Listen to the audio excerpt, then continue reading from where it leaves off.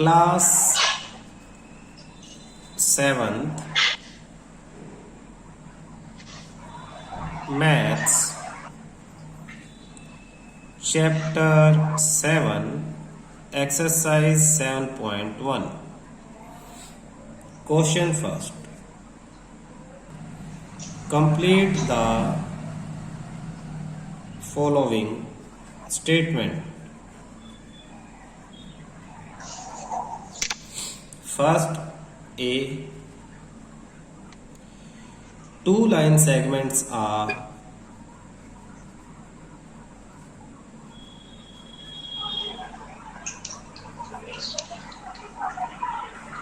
congruent if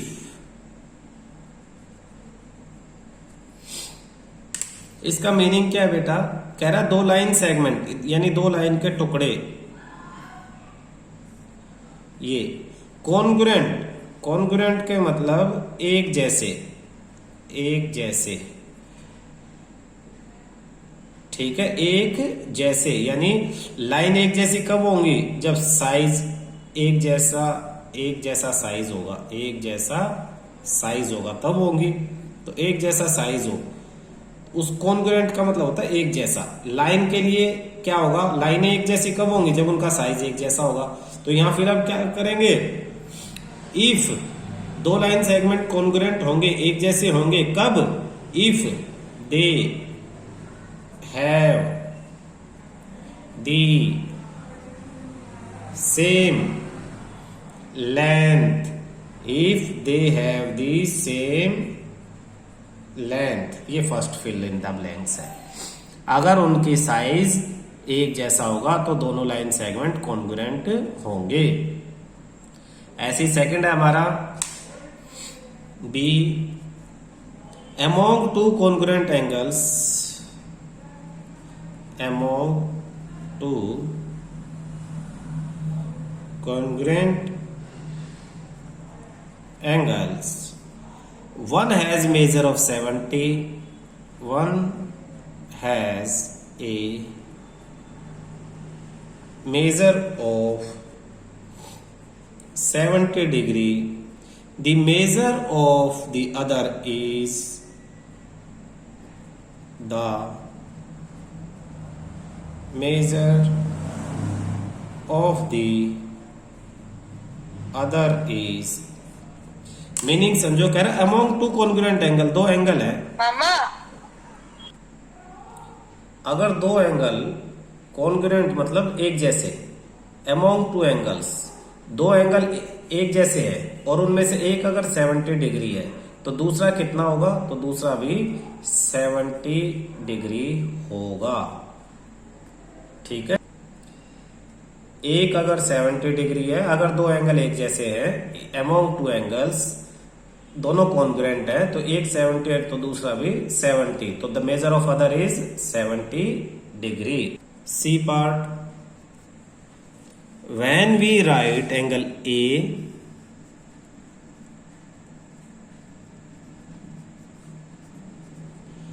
equal to angle B, we actually mean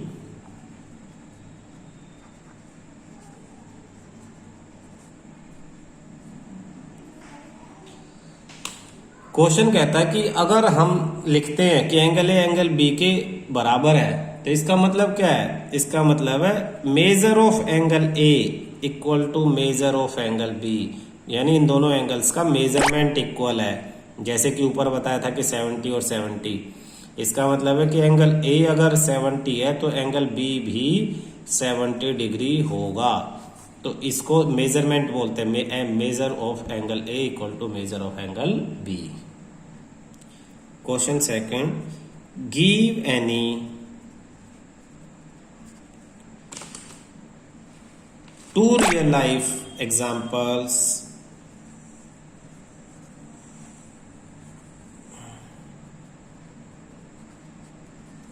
for congruent shape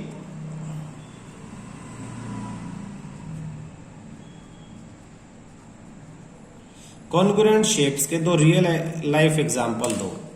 तो दो real life example में हम answer में एक लिख सकते हैं, 2 footballs of same radii, same radius की 2 फुटबॉल, रेडियस सेम है तो दोनों का साइज सेम होगा तो ये कॉन्ग्रुएंट होंगी। और second, 2 notebook,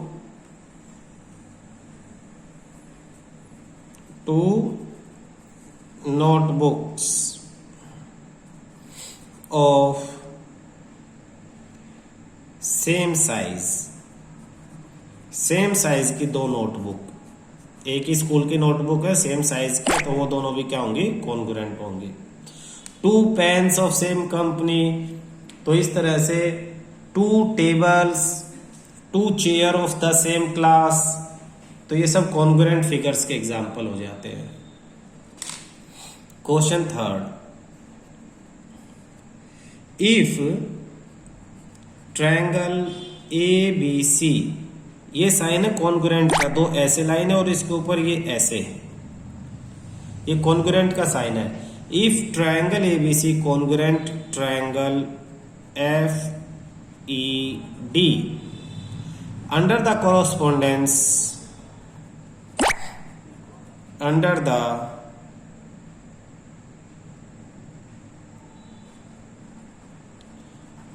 correspondence ABC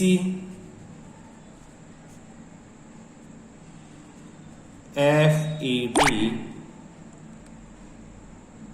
write all the corresponding congruent part, write all the corresponding congruent parts of the triangles। Question समझना, 2 ट्रायंगल है ABC और FED, तो आप ABC बना लो इस तरह से, ये ABC, और बिल्कुल ऐसा ही ट्रायंगल दूसरा बना लो, और इसने कहा ABC FED, यानी A की जगह F फर्स्ट पे, सेकंड B की जगह E और C की जगह D, तो A की जगह F,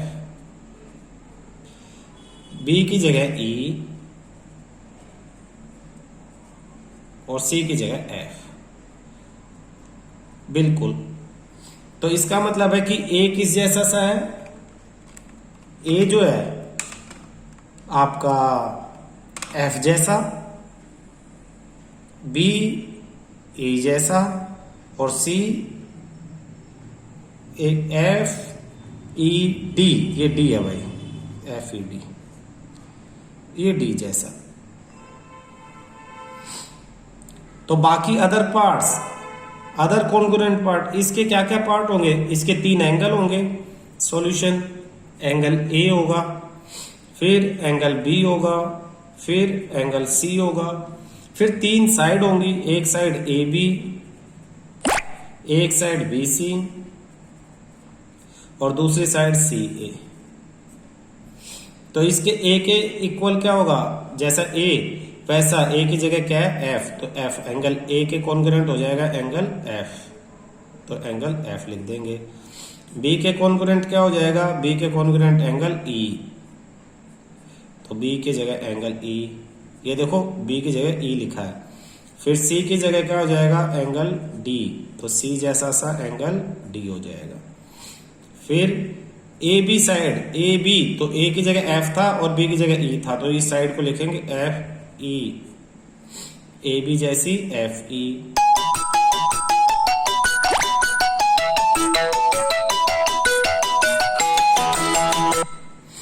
और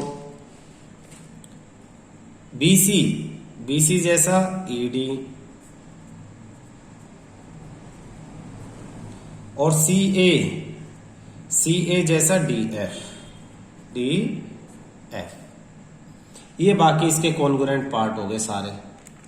ठीक है। Question 4, if triangle DEF congruent triangle BCA, write the parts of triangle BCA that correspond to first angle E, second EF, third angle F और फोर्थ DF। इसमें ध्यान से देखो बेटा, D पहले नंबर पे यहाँ B है, यानी D B में बदल जाएगा और B D में बदल सकता है जैसी जरूरत है। सेकंड पे यहाँ E है और यहाँ C है, तो E और C। थर्ड पे F और A, तो F और A। बाकी सब वही, जैसे एंगल E इक्वल टू क्या हो जाएगा, angle E equal to C, ये साइड है EF, तो EF की जगह CA। एंगल F की जगह एंगल A, और DF तो D की जगह B और F की जगह A, तो BA। बिल्कुल एज इट इज उसी तरह से।